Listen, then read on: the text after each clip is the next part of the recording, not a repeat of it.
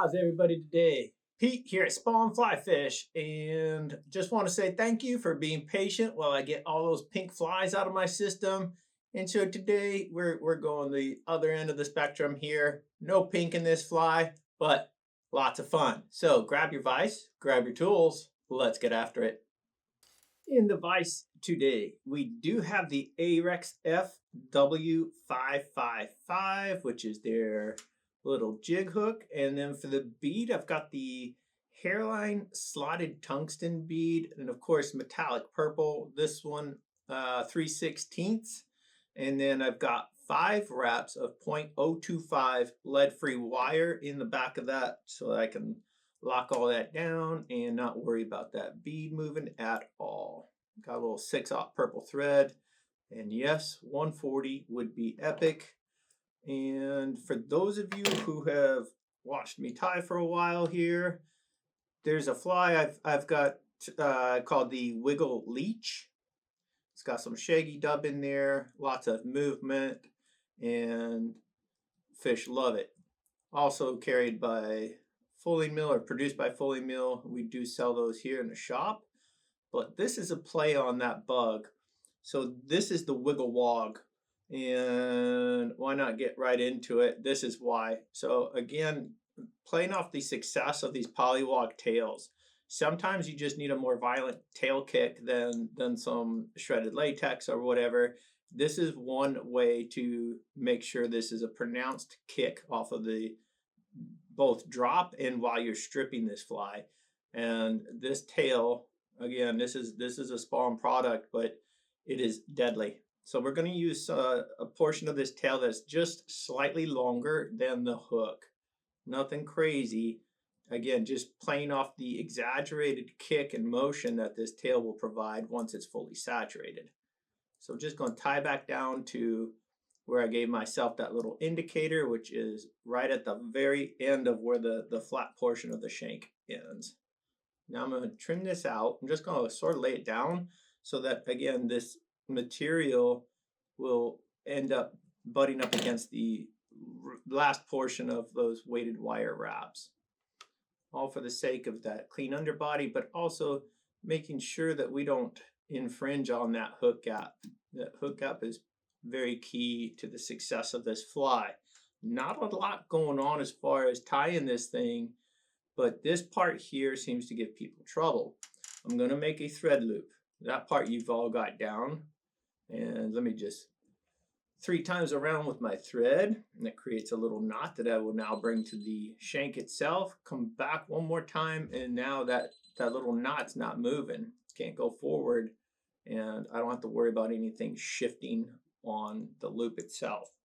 So again, keep in mind this is not completely different, but a little different from the Wiggle Leech. So for this Wiggle Wog, I do have Shaggy dub both in Chartreuse and in Purple. And that's going right in to the very top, or first portion of that loop. And now I'm going to come in with some Spawn dub, and this is Coastal UV Chartreuse green. And yes, Chartreuse yellow works and all that, but I'm such a fan of the Joker style or coloration of fly. And for those of you that watched a video, I know a couple weeks ago, I made it down to some tidally influenced water in one of our rivers.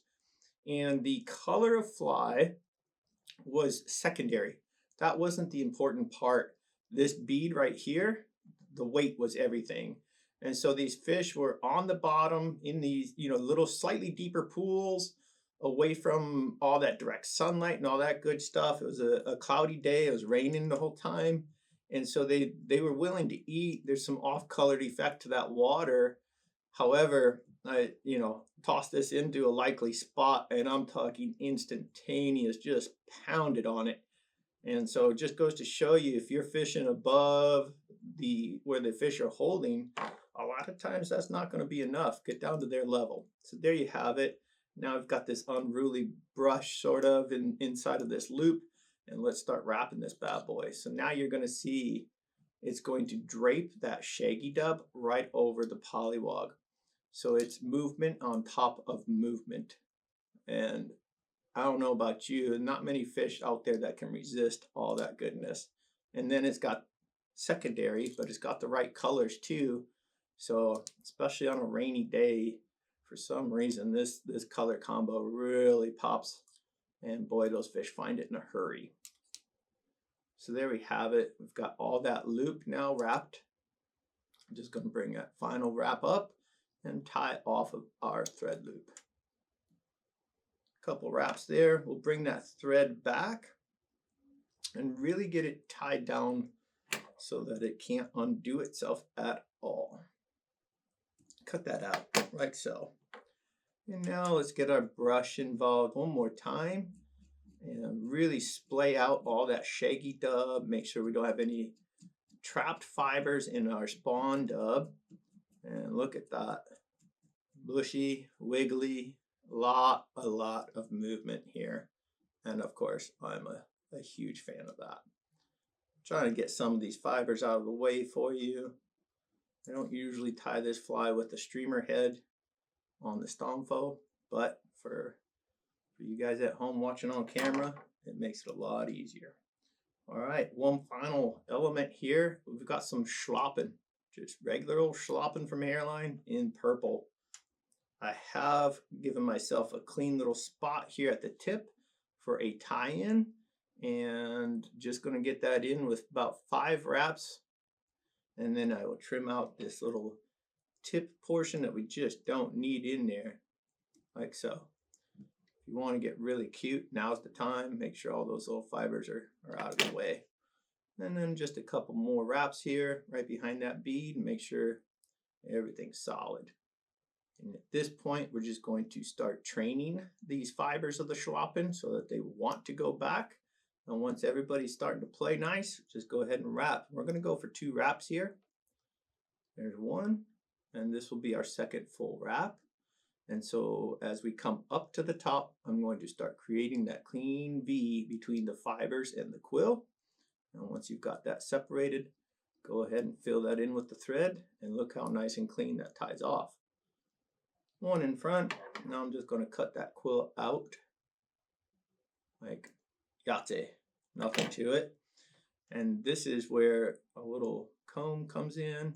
Just going to free up all those fibers from the Schlappen, make sure everything is running back in the right direction and solidly distributed across the fly. And there we go. Make sure you really tie a nice clean thread neck. And time for that whip finish. Told you it's pretty simple fly, but I will have rows of these in my box. Not just a couple, I'm talking full on rows in different colors. This one, definitely gonna get at least 1 row, probably have 2 rows of the combination here of different variants of this joker pattern or coloration.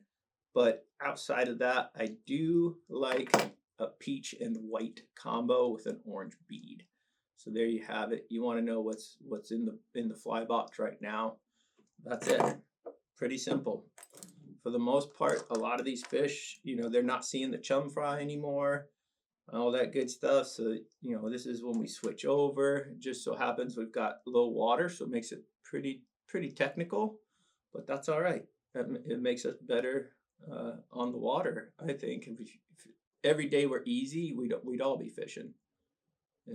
Sometimes it's not the easiest day, but we're stubborn as fly fishers and fly tiers, and we'll do our best to find a way to get it done. I can tell you this will help. So there we have it, folks. A little Polliwog tail there from spawn, and you have a delicious little snack for these fish. I hope you guys enjoyed tying the Wiggle Wog with me. If you did, by all means, please hit that like button. Please hit subscribe. We will see you all on the water.